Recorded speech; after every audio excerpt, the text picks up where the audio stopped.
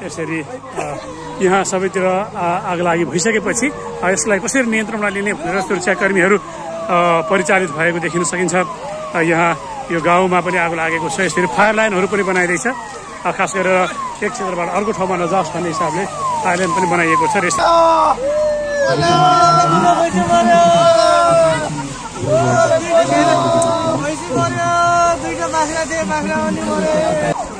यहाँ के भएको हो, हामी त्यसतर्फ जाँदैछौँ।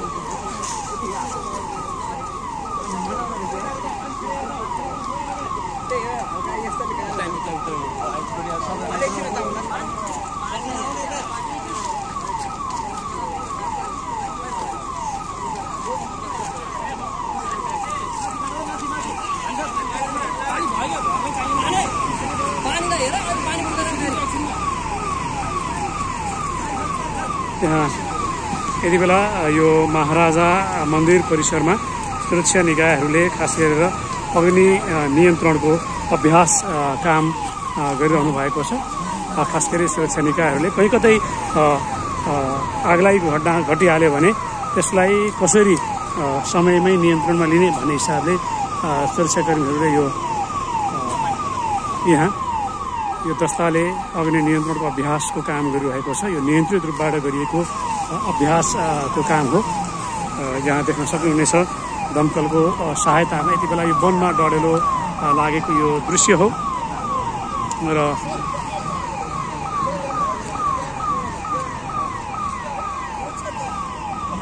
यहाँ धुवा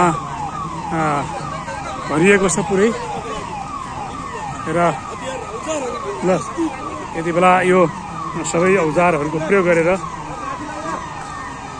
अग्नि नियन्त्रणको अभ्यास गरिएको छ र उता गाउँमा पनि आगो लागेको दृश्य यहाँ रहेको छ। यति बेला यो घरमा आगो लागिसकेपछि अब यसलाई कसरी नियन्त्रणमा लिने भन्ने अभ्यास पनि सँगै गरिँदैछ। यो देख्न सक्नुहुनेछ यहाँ आगलागी भइसकेको छ र यो दृश्यलाई हामीले देखाइरहेका छौँ।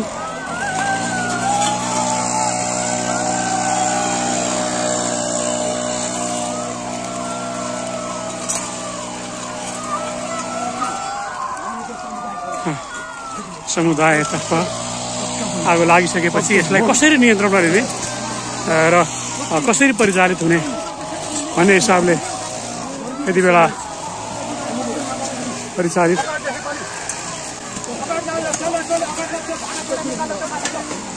र त्यहाँबाट निर्देशन गरेर यसरी नै खास गरेर गरिँदैछ।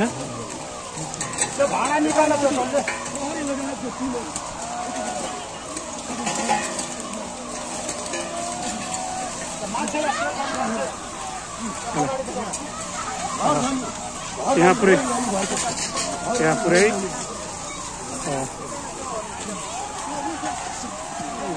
खास गरी यो कसरी नियन्त्रणमा लिन सकिन्छ भनेर गरिएको अभ्यास हो।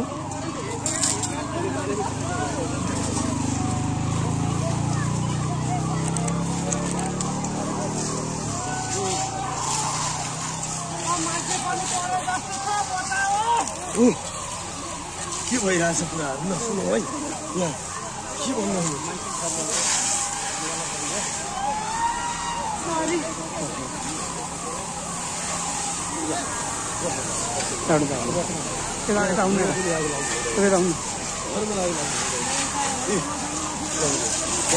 यहाँ आइपुगेको छ यहाँ सुरक्षाकर्मीहरू यहाँ यो घरमा लागिरहेको आगो निभाउनको लागि दमकलबाट पानीको होसले उहाँहरूले र यहाँ आगलागी हुँदा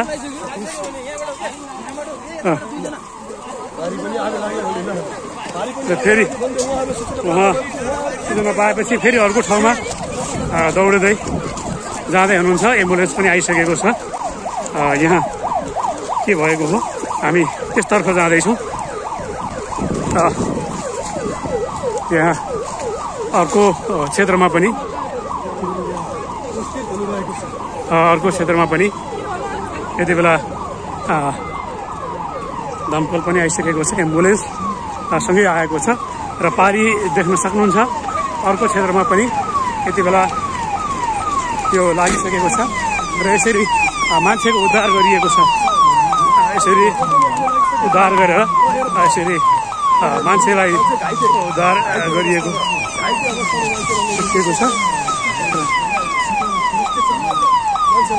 र यहाँ फेरि आगो लागेको दृश्य देख्न सक्नुहुन्छ। पुरै धुवाँले ढाकेको छ र सुरक्षाकर्मीहरू सबै परिचालित हुनुभएको छ यो ठाउँमा।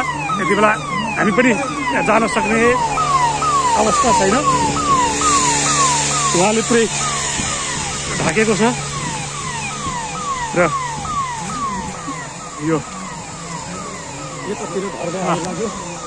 यहाँ पुनः अर्को क्षेत्रमा आगो लागेको यो दृश्य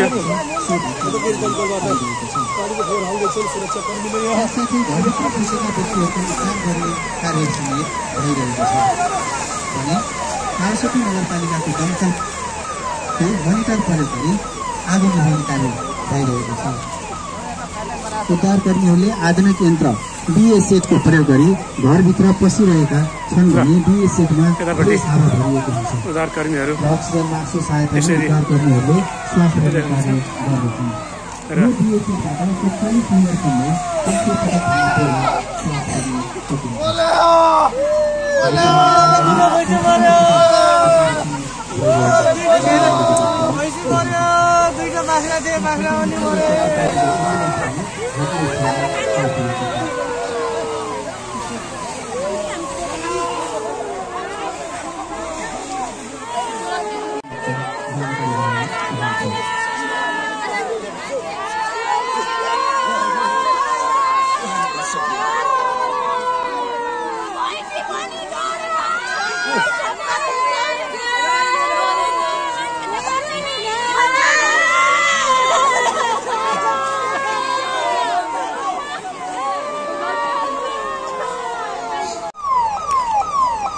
र यो अग्नि नियन्त्रण निभाउने काम सकिसकेको छ र एम्बुलेन्समा घाइतेहरूलाई लैजाने यो परिघटना यहाँ यो अभ्यासमा देखाइँदैछ।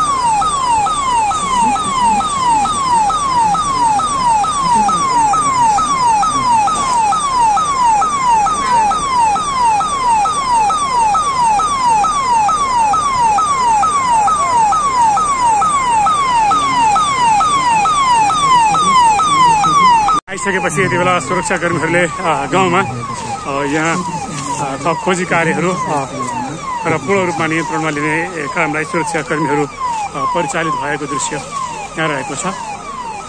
र विवरण सङ्कलन गर्ने काम पनि यहाँ गरिँदैछ।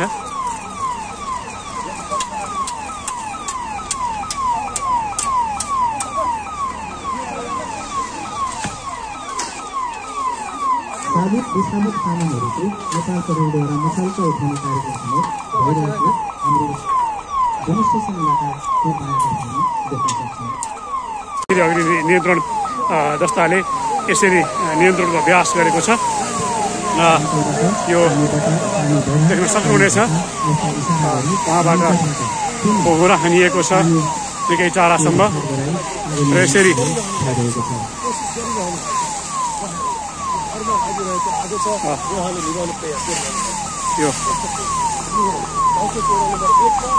यसको साथसाथै वन विभागबाट आएको पानी ट्याङ्करसहितको ट्रकहरूसँग पानीको पाइप प्रदान गरी आगो नहुने कार्य भइरहेको समान समक्ष जानकारी गराउन चाहन्छु।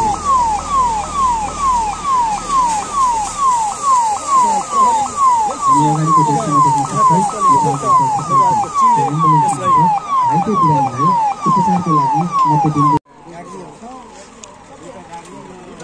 उपरको सम्पूर्ण मामिलाहरूमा आजको यस सिमुलेसन एक्सर्साइज समाप्त भएको र साथै यस पश्चात फोटो सेसनको कार्यक्रम सुरु भएको बेला जानकारी जाहेर गर्न चाहन्छु।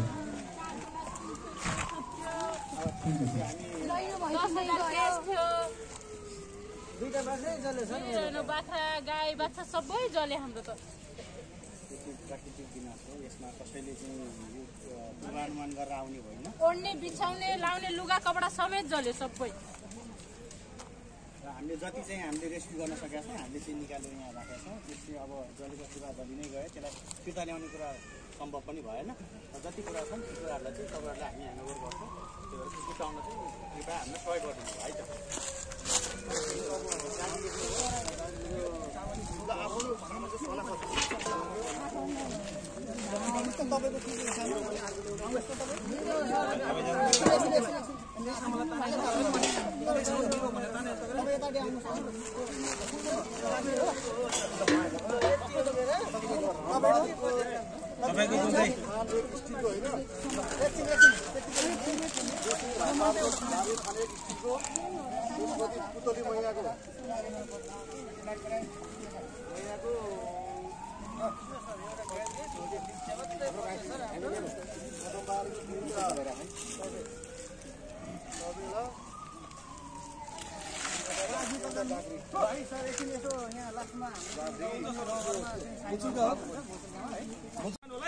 गोली गर त्यो ओरामा झमेला नहोस् है।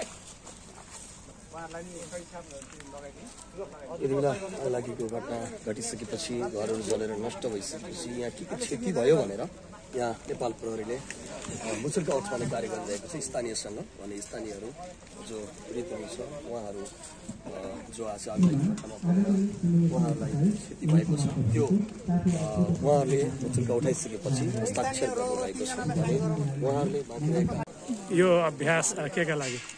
नमस्कार। यो डढेलो नियन्त्रण गर्नको लागि यो अभ्यास गरिएको र हामीले यो सिमुलेसन कार्यक्रम नेपाल आर्मीको आयोजनामा जिल्ला प्रहरी डिभिजन वन कार्यालय सशस्त्र प्रहरी बल 3टा कार्यालयको संयुक्त आयोजनामा आज चाहिँ हामी प्रयोगत्मक अभ्यास डढेलो नियन्त्रणको प्रयोगत्मक अभ्यास गरेका हौँ।